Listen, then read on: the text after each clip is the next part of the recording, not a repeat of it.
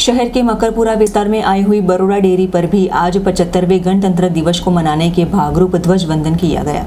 वडोदरा के मकरपुरा विस्तार में आई हुई बरोड़ा डेयरी पर भी आज 75वें गणतंत्र दिवस को मनाने के भागरूप ध्वज वंदन के साथ राष्ट्रध्वज को सलामी दी गई थी।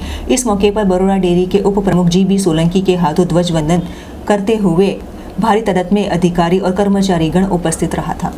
अपना देश भारत ने विकसित भारत बनावा माटे નો સંકલ્પ આખા દેશે બનાવી લીધો છે ત્યારે બરોડા ડેરીને પણ વધુ વિકસિત ડેરી બનાવવાના સંકલ્પ સાથે આજનું આ પર્વ હર હંમેશની જેમ પણ એના કરતાં પણ વધારે ઉમંગ અને ઉત્સાહથી જાણે કે રામ રાજ્યની સ્થાપના થયા પછી પહેલું આપણે રાષ્ટ્રીય પર્વ ઉજવી રહ્યા હોય એવી લાગણી સાથે આજે ડેરીના પટાંગણમાં અમે પ્રજાસત્તાક દિનની ઉજવણી કરી છે।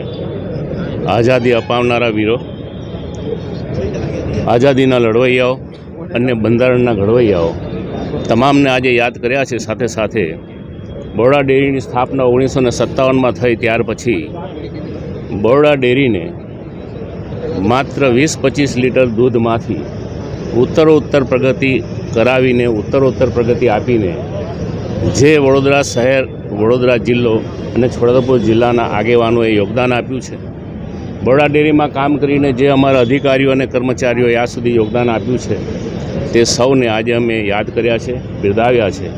તેમજ આ વર્ષમાં 31મી જુલાઈ સુધી અમારા લગભગ 44 જેટલા કર્મચારીઓ નિવૃત્ત થવાના છે।